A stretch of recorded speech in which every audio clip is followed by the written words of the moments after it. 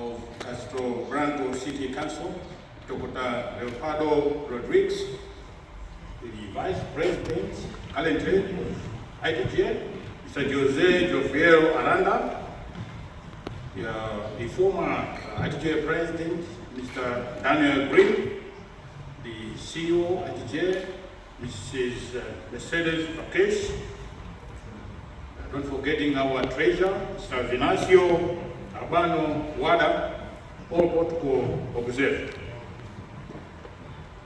Ladies and gentlemen, I would like to welcome you all to this global AGM, the first one to be convened physically after a break since the pre-COVID-19 meetings we had in the Dominican Republic. It's indeed a special meeting, as it is also the first one to be hosted in the ITGA Secretariat City, Castelo Branco. Special thanks to the Secretariat team and the host city for the well-organized function. Since the COVID break, we have had only 2 physical meetings, all in this year. The first one was the Americas regional meeting in Dominican Republic, then the Africa regional meeting in Zambia. All these meetings were a big success and suddenly the return to normal conversation within the ITGA community. The last 2 years have been a torture to human life and the global economy, probably the worst period since the First World War.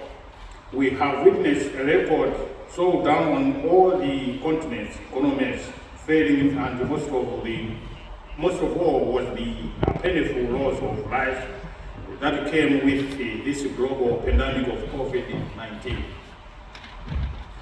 Thanks to all advances since the research, a combination of efforts from different parts of the world have brought a side of relief to the global community as the COVID prevalence rate has now gone down and life is slowly going back to normal.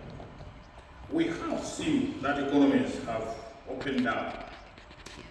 Trade resuming as costs of production slowly going back to normal. It is for this reason that we tobacco growers thought of following the same and resume our normal physical conferences. Hence this gathering today. As we get close to finish the year 2022, let us look back and reflect on the year. What did we plan for the year? What have we achieved? How can we approach the coming year to make it a more successful year? Answers as to how we can have a better year to come can be found from gathering like this one. Where we need and share experiences and get new ideas about our industry. Let us remember that we have a lot of schemes out there that are working tirelessly to see tobacco production that date, and it is up to us, the growers, to prove to the world that we are still very relevant to the global economy. As such, let us make good use of this gathering and engage. Several countries are putting guidelines in agricultural labor practices so that farmers are meeting set standards of decent work environment. This is also being extended into commodities that are being imported so as to ensure that producers in those exporting countries are meeting set standards as in the importing country. Tobacco is one such commodity that is being targeted as some forms of unacceptable forms of labor practices have in the past been reported in several countries. As growers associations, we need to be aware of such regulations.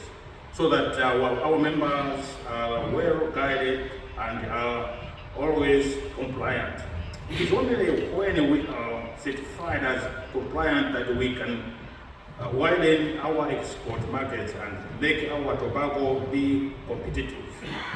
I have in mind countries like Malawi that have had an experience of having temporary bans to export to markets like that of the US due to allegations for poor labor practices. The European Union does also have set standards and imports relating to decent work environment that may affect the producing country if poor labor practices are recorded. Last November, Framework Convention on Tobacco Control, COP9 met and closed with an agreement to embark on an innovative multi-million-dollar financial plan to strengthen global tobacco control measures. This shows that the battle is still on, and we need to find a means of engaging the opponent and work on the needs of farmers first, so as to explore means of sustaining the livelihood of millions who depend on tobacco production.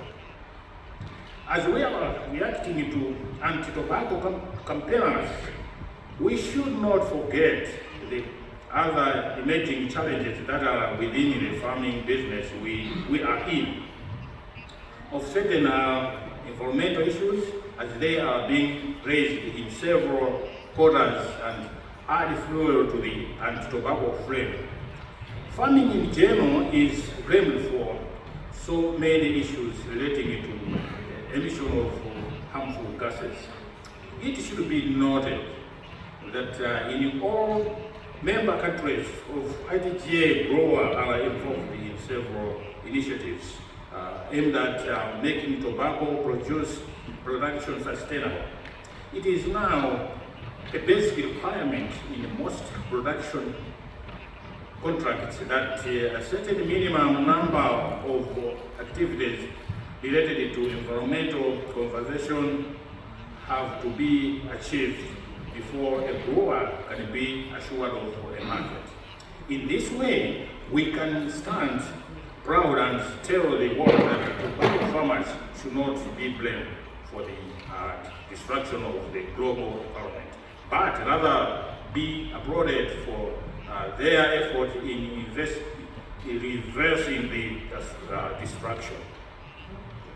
For this to really make sense, we leaders have to make sure the message is being taken seriously by our members and there is evidence on the ground to support our claims. Coming from a COVID disruption period in the global economy, costs of production have gone up in almost all sectors, including agriculture. This has been compounded by the recent developments with the Ukraine conflict of concern with tobacco farmers, rising costs of labor and the result of disruption in labor availability and cost of inputs, more especially fertilizers. This problem was also echoed in the last two regional AGMs we have had. This is making production to be very expensive and farmers are recording dwindling gross margins. Where technology is available that can assist growers to reduce cost of production, that needs to be encouraged so as to lessen the burden on the farmer. You will all agree with me that most of these cost-related factors are beyond the influence of farmers. As such, we will always be looking for support from our stakeholders like government for caution during such global economic crisis times. Strong and growing and tobacco companies, environmental protection requirements and the global rising of costs related to crop production are increasing the pressure on tobacco farmers. With the possibility of reduced demand from traditional cigarettes in the coming years, there is need for member associations to explore crop diversification models that can work in their countries so as to spread the risk that might be associated with tobacco reliance. Legumes, cannabis, and other such crops have been trialed in several countries with different results from different areas. It is encouraging to see our traditional partners in tobacco production also being involved in these diversification initiatives. It is our belief here at ITGA that with improved agronomic practices, our farmers can increase tobacco productivity and release some more land to other crops for diversification alongside tobacco. In this way, the general economic status of tobacco farmers can be uplifted.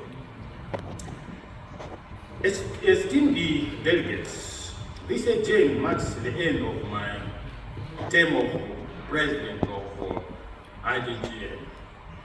This is after the extension of that this same House accorded to my executive team as last year's AGM.